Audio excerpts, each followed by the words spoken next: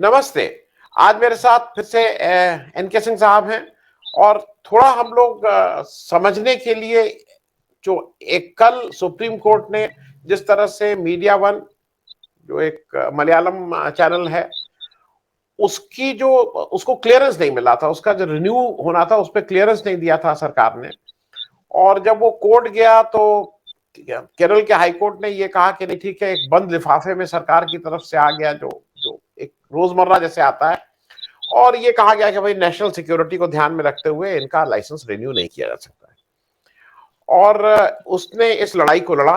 एक तो सबसे बड़ी बात यह है कि मीडिया वन ने उसको ठीक से लड़ा और खास करके ये अच्छी बात है कि कम से कम कोई रीजनल चैनल भी खड़ा हुआ है इसके अगेंस्ट। और फिर कल सुप्रीम कोर्ट ने ना केवल उसको रिस्टोर करने की बात कही पर उस जजमेंट में जो बातें कही वो भी इंपॉर्टेंट है। सिंह साहब, जो सबसे पहली बात आती है कि मीडिया वन के बात कहते कहते कल कम से कम चीफ जस्टिस ऑफ इंडिया ने अपनी बेंच में जो प्रेस की स्वतंत्रता की बात है, जो इंस्टीट्यूशंस की बात है, लोकतंत्र के लिए इन सबकी अहमियत की बात है, इस पे उन्होंने भी कल बोला है और बहुत साफगोई से बोला है। थोड़ा इसको समझा देते। नहीं, वो मेरे ख्याल से जो इस प्रजातंत्र का एक बहता हुआ मवाद है, ये कल वो मवाद पूरी तरह से निकाला गया है। उस मवाद का कल्बिनेशन हम आपको थोड़ा विस्तार से बताएंगे आपके व्यूअर्स, ताकि चीजों को समझ जाएं जी कि ये लाइसेंसिंग, दरअसल प्रजातंत्र में लाइसेंसिंग शब्द ही गलत है कि हमें अभिव्यक्ति अगर करते हैं तो लाइसेंस चाहिए। क्यों चाहिए भाई? अभिव्यक्ति की स्वतंत्रता है तो हमें लाइसेंस क्यों चाहिए? तो एक तो राज्य सरकार, केंद्र सरकार यही शब्द गलत यूज करती है। परमिशन वर्ड उसके लिए उन्होंने कहा है कैबिनेट एक्ट में। तो ये टीवी चैनलों को परमिशन देती है, लेकिन एक बात उसमें यह है कि ये 3 डिपार्टमेंट इन्वॉल्व होते हैं। मिनिस्ट्री ऑफ कम्युनिकेशन, क्योंकि सैटेलाइट उनका स्लॉट ले लिया जाता है और वो इंटरनेशनल प्रोटोकॉल के हिसाब से चलता है। तो ministry of communication, IND, information and broadcasting, और तीसरा होता है होम मिनिस्ट्री। अब पूछा जाए कि इसमें होम मिनिस्ट्री क्यों इन्वॉल्व है? हमने आपके यहाँ सैटेलाइट का स्लॉट लेने के लिए अप्लाई किया। मान लीजिए कि हम आपके सैटेलाइट से ले रहे हैं, हालांकि अब तो प्राइवेट सैटेलाइट भी हैं, लेकिन आपके सैटेलाइट से हम अपना वो करते हैं, अपलिंकिंग लेते हैं, तो उसके लिए संभव है कि आप हमें परमिशन दें, इसमें वैलिड है। लेकिन होम मिनिस्ट्री क्यों इन्वॉल्व होगा? लेकिन होम मिनिस्ट्री सिक्योरिटी क्लियरेंस देता है। अब जरा आप सोचिए, अगर हम भारत के नागरिक हैं तो मुझे सिक्योरिटी क्लियरेंस क्यों चाहिए? और अगर हम क्लियर नहीं है तो हम आतंकवादी हुए। तो ये तो रेयर केसेस में सिक्योरिटी किसी आदमी की देखनी चाहिए, वरना भारत का नागरिक है तो उसे आप मान के चलिए कि जब तक आपने उसको गिरफ्तार नहीं किया वो सिक्योरिटी के लिए थ्रेट नहीं है। अब वो संस्था जब कोर्ट में, जब इन्होंने डिनाई कर दिया तो वो हाई कोर्ट गई, तो हाई कोर्ट में सिंगल बेंच ने कहा कि हाँ भाई ठीक है, अब वो तो नहीं दिया है तो उनकी मर्जी है। तो वो डबल बेंच के पास गया, डिवीजन बेंच के पास, वहां भी हाई कोर्ट ने यही कहा। तो फिर वो मजबूर होकर सुप्रीम कोर्ट आया। सुप्रीम कोर्ट में जो मैं कह रहा हूं कि एक मवाद डेमोक्रेसी का बह रहा है, और कल उसी को निकाला है सुप्रीम कोर्ट के चीफ जस्टिस ने, उस मवाद को। वो था क्या? आप ताज्जुब करेंगे, आज से किसी भी सभ्य समाज में जिसमें प्रजातंत्र होता है, कोई सरकार इस तरह के तर्क नहीं दे सकती कि मैंने लाइसेंस क्यों नहीं दिया। जानते वो तर्क क्या था? तर्क था, चैनल ने अल्पसंख्यकों के फेवर करने की खबरें ज्यादा दी। अब जरा बताइए कि अल्पसंख्यकों को फेवर या बहुसंख्यकों को, तो कल पलट के अगर कहा जाए कि आपका पांचजन्य क्या करता है, किस धंधे में लगा है, वो भी छोड़िए, जो आपका शिवसेना का पार्टी ऑर्गन है वो किस में लगा है, तो सामना के नाम से हम जानते हैं। पीपुल्स डेमोक्रेसी कम्युनिस्ट पार्टी का है, वो कौन है? कांग्रेस का जो ऑर्गन निकलता है कमल, वो क्या है? तो आप ये क्या कह रहे हैं? ये मतलब क्या सरकार की तरफ से बेशर्मी की इतनी हद हो सकती है कि सरकार कह रही कि साहब वो अल्पसंख्यकों के फेवर में खबर देता है? अरे भाई देता है तो इसे आप वो रोक लेंगे। पहला ये था। दूसरा था कि साहब कुछ खबरों में यूएपीए, एनआरसी और सीएए और न्यायपालिका की आलोचना की गई है। अब आप बताइए इसमें कौन सी गुनाह कर दिया? सीए हम भी दिन रात आलोचना करते हैं, हम यूएपीए के भी कि ये ड्रैकोनियन लॉ है, ये खत्म होना चाहिए। ये सरकार के किसी कानून या नीति की आलोचना करना भी कारण हो सकता है नेशनल सिक्योरिटी का। ये दुनिया के किसी प्रजातंत्र में नहीं सुना था। और देख के वो जजेस भी चौंक गए, जो भी थोड़ा बहुत डेमोक्रेसी जानता होगा उसको लगेगा इस देश में हो क्या रहा है। मुझे 45 साल जर्नलिज्म में हो गया, आज मैं शॉक्ड हूं कि कोई सरकार ये हिमाकत कर सकती है कि वो कोर्ट में एफिडेविट में अपने कहे कि साहब इन्होंने सीए के खिलाफ बहुत खबरें दी है और इसलिए राष्ट्र के लिए, सुरक्षा के लिए खतरा है और हम इनको लाइसेंस नहीं देंगे। भारत के संविधान में freedom of expression article 19(1)(a) में दिया है और चीख चीख के दिया गया है कि इसको बाधित करने के जो ग्राउंड्स है वो 8 हैं। 8 है जिसमें से 4 तो ओरिजिनल है, संविधान निर्माताओं ने दिए थे, 3 पंडित नेहरू ने लगाए 1991 में और 1 चाइना वार के बाद लगा। ये 8 रेस्ट्रिक्शंस है। लेकिन उसमें कहीं भी आप सरकार की, अगर ये डेमोक्रेसी को चलना है तो सरकार की आलोचना करनी ही पड़ेगी। मतलब इसके अलावा आपके, अच्छा उसके कानून की करिए, उसके रवैये की करिए। क्या हम ये ना कहें कि मोदी जी ने 15 लाख कहा था जेब में आने के लिए, इल्ले कुछ नहीं मिला? क्या हम ना कहें कि किसानों को उन्होंने कहा था 2022 तक आमदनी दूनी हो जाएगी, इल्ले किसानों को कुछ नहीं मिला? तो ये क्या कह रहे हैं? तो सरकार किस बेशर्मी से वहां पे सुप्रीम कोर्ट में उसने कहा कि साहब ये कारण है जिसकी वजह से इनको नहीं दिया गया है। ये बेचारा प्लीक ये कर रहा था मीडिया वन वाला कि हुजूर अगर हम पिछली साल लाइसेंस हमें मिला था और हम रिन्यू कराने गए थे तो मना किया गया, तो अगर हम पिछली साल राष्ट्र के लिए खतरा नहीं थे तो इस साल कैसे हो गए? अचानक ऐसे में क्या हो गया? क्योंकि पिछली साल भी हम यही सब कर रहे थे। तो आप सरकार को दर्द क्या था? अमित शाह के गृह मंत्रित्व काल में कैसे संभव है कि कोई मीडिया कहे कि सीए खराब है, कोई मीडिया कहे कि साहब मुसलमानों के साथ ज्यादती हो रही है? इतनी हैसियत किसी आदमी की कैसे हो सकती है? ऐसी तैसी 19(1)(a) की। तो ये कह के किया। आप सुप्रीम कोर्ट ने क्या कहा?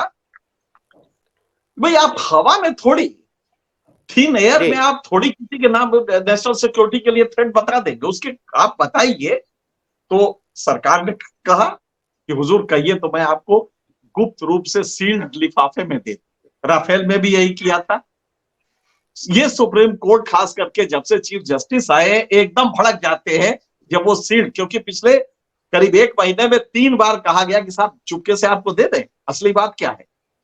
तो उसने कहा चुपके से क्यों दोगे, ओपन में दो, क्या हुआ है? अगर सिक्योरिटी थ्रेट है तो आईबी की रिपोर्ट होगी, वो रिपोर्ट दे दो, वो भी देखें, वो भी जाने इसमें। अच्छा लिफाफे का प्रक्रिया ये होता है कि एविडेंस एक्ट में ये प्रोविजन है, लेकिन लिफाफा दरअसल हाईकोर्ट को भी ये समझना, और ये डाटा सुप्रीम कोर्ट ने हाईकोर्ट को, कि आपको इतनी समझ नहीं है कि ये किस ग्राउंड पे ले रहा है। सरकार ये कह रही है कि हमने इसको नहीं दिया है और आपने उसको वो कर दिया, बहाल कर दिया, सरकार के स्टैंड को आपने सही बता दिया। तो हाईकोर्ट पे वर्चुअल स्ट्रिक्चर है, जिस तरह का वो कमेंट है हाईकोर्ट पे, और सरकार को कहा है कि भाई आप तो अजीब है, आप जब चाहते हैं नेशनल सिक्योरिटी लगा देते हैं किसी के ऊपर। मतलब बोलने की स्वतंत्रता पे आप नेशनल सिक्योरिटी के नाम पे कब तक ये तांडव करेंगे? तो सुप्रीम कोर्ट ने बहुत डांटा सरकार को। मुश्किल ये है कि दुनिया की कोई और सरकार होती तो इतने पे अगर थोड़ी भी शर्म होती तो वो इस्तीफा दे चुकी होती, क्योंकि ये साधारण डांट नहीं है। आप मजाक कर, उसने जिस तरह के कमेंट किए हैं सुप्रीम कोर्ट ने कि आप इस फ्रीडम ऑफ एक्सप्रेशन के साथ मजाक कर रहे हैं, आप जब मर्जी हुई उठा के किसी को वो कर दिया। और ये कह के कल ही उन्होंने कहा कि इमीडिएटली 1 महीने के अंदर लाइसेंस दीजिए। खैर सरकार को इतनी दहशत थी कि 2 घंटे के अंदर लाइसेंस दे दिया इस फैसला के आने के बाद, ये दूसरी बात है। तो मुझे लगता है कि भारत की आजादी के से आज तक में ये पहली बार हो रहा है कि कोई सरकार ये कहे कि सर हमारे किसी कानून का खिलाफत कर रहा, लिहाजा ये राष्ट्र के लिए सुरक्षा का खतरा है, इसको बोलने पे पाबंदी लगा दी जाए, इस चैनल को या इस व्यक्ति को। मेरे ख्याल से इतना बड़ा झटका, दुनिया हंसेगी। पूरी दुनिया में जब कभी प्रजातंत्र के बारे में कहा जाएगा, आने वाली पीढ़ी में एनालिसिस होगी तो कहा जाएगा ये क्या, ये मोदी का ये डेमोक्रेसी ऐसा है जिसमें कि इस बात में सुप्रीम कोर्ट पे सरकार चली गई कि साहब हम लाइसेंस इसको नहीं दे रहे हैं क्योंकि ये हमारे किसी कानून की खिलाफत कर रहा है या हमारे किसी एक वर्ग के फेवर में बोल रहा है। तो मुझे लगता है कि ये एक इम्पोर्टेंट चीज थी। नहीं, मैं साहब इसमें एक चीज और जोड़ दूं और उससे जरा आपसे भी, देखिए सरकार का मुझे याद आ रहा है जब आप ये कह रहे थे, एक इसी मोदी जी की सरकार ने एक टीवी चलाया, नमो टीवी। मुझे ठीक से याद है 24, 25, 26 मार्च 2019 में इनॉग्रेट करते हैं, 17 मई को वो टीवी बंद हो जाता है और उसने किसी भी सरकारी उसकी परमिशन नहीं ली थी, ना मिनिस्ट्री ऑफ कम्युनिकेशन की, ना आईबी की, ना होम मिनिस्ट्री की।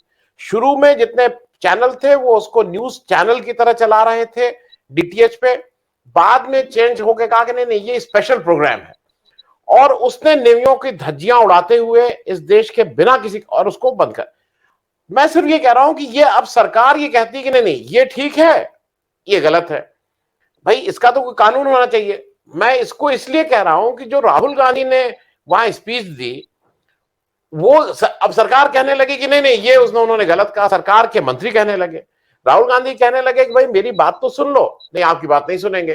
तो कम से कम यहां जो मीडिया वन है उसको सुप्रीम कोर्ट मिल गया था, राहुल गांधी कहां जाए। मैं इसलिए पूछ रहा हूं कि सारी चीजें सरकार के उस विवेक पे है कि मुझे अच्छा लगेगा, हाँ नहीं अच्छा लगेगा ना।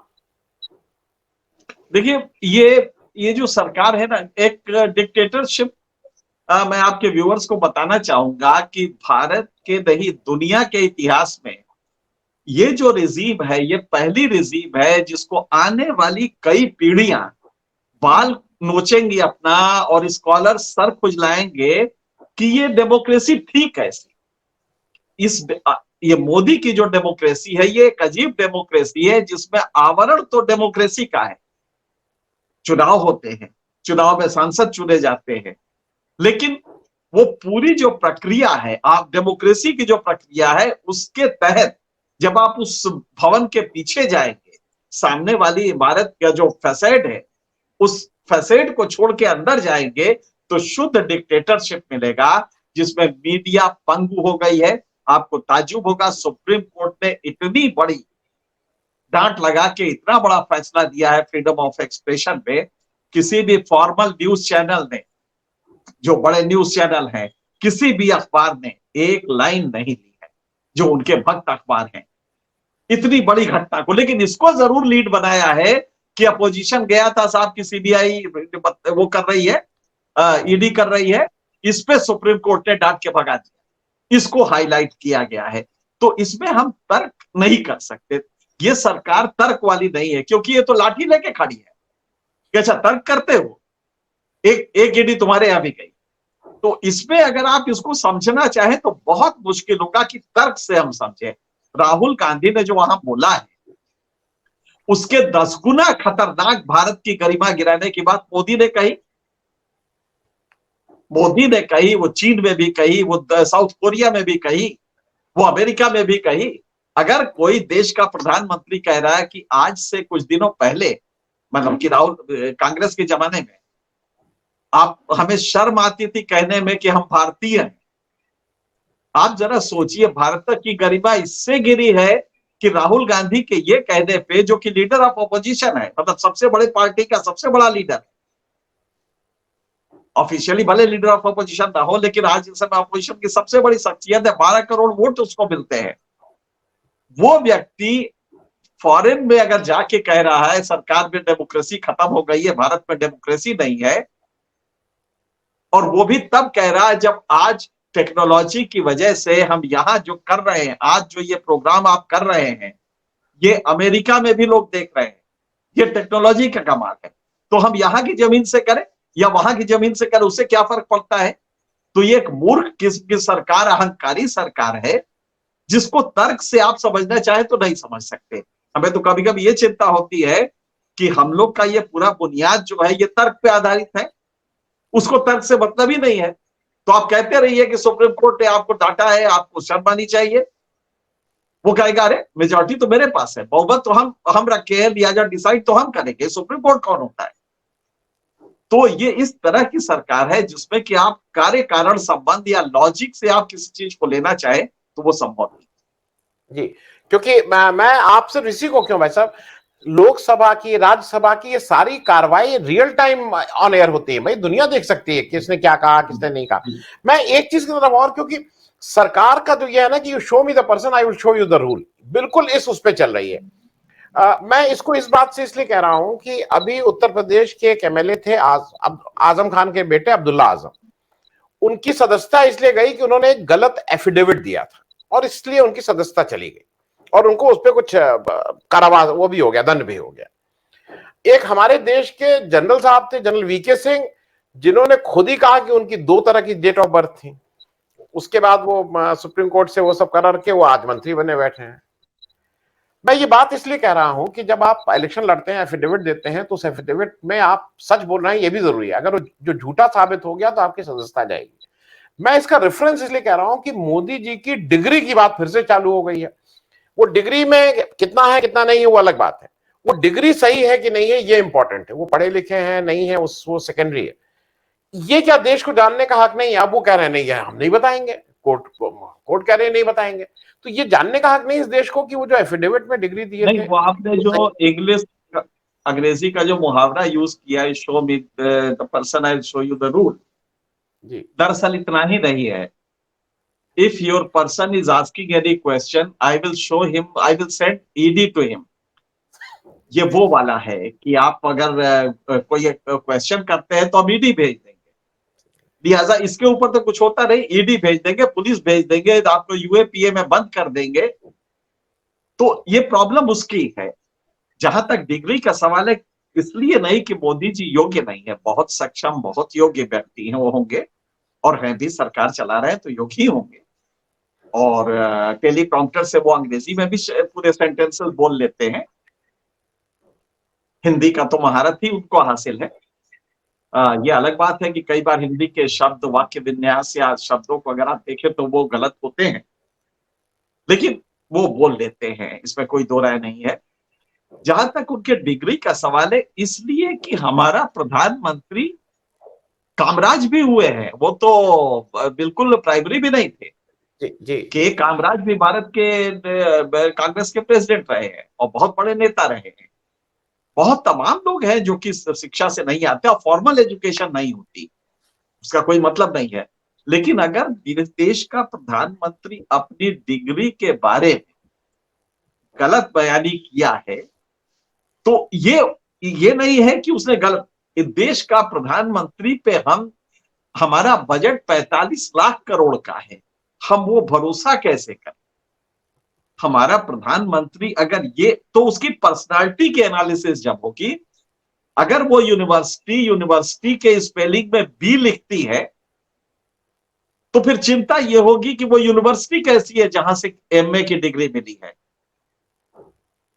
और अगर इंटायर पॉलिटिकल साइंस कोई सब्जेक्ट अगर है तो उसकी डिग्री बाकी लोगों को जो उनके साथ जिस साल का बताया गया है उस साल के एक डिग्री होल्डर ने बताया कि साहब मुझे भी मिला इस सब्जेक्ट में, पर इंटायर वर्ड तो उसमें है ही नहीं है।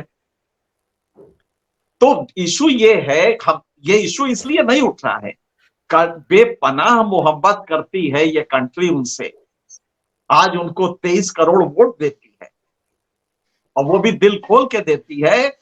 हम सब लोग उनसे मोहब्बत करते हैं, लेकिन जिससे हम मोहब्बत करते, कई लोग तो खुदा समझते हैं, मूर्तियां लगवाने की भी बात हुई, उनके दिल पे क्या गुजरेगी जब वो सोचेगा कि मेरा जो देवता है वो डिग्री को लेके झूठ बोल रहा है, या डिग्री उसमें गलत बयानी की, या डिग्री फर्जी है।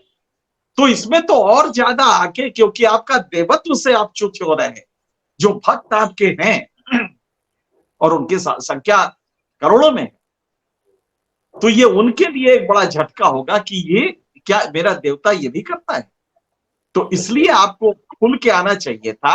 अगर वो बी है तो वो यूनिवर्सिटी बताए कि बी कैसे है, या तो उसको सजा दिलवाइए आप कि मैंने 2 साल आपके यहाँ पढ़ा है मैं, और आपने यूनिवर्सिटी में बी क्यों लिख दिया, तो गवर्नमेंट भी उन्हीं की है। तो पहले उस यूनिवर्सिटी के पूरे जो तत्कालीन वाइस चांसलर है उसको जेल भेजे, बल्कि यूएपीए में भेजे कि हमारे प्रधानमंत्री ने लगातार 2 साल पढ़ाई की, हालांकि एक भी उनके साथ का पढ़ा हुआ कोई नहीं मिल रहा है, लेकिन फिर भी अगर की है पढ़ाई तो इतना बड़ा धोखा की डिग्री में बी की स्पेलिंग गलत लिख दी है और उस सब्जेक्ट में डिग्री दिया है जो सब्जेक्ट में डिग्री होती ही नहीं।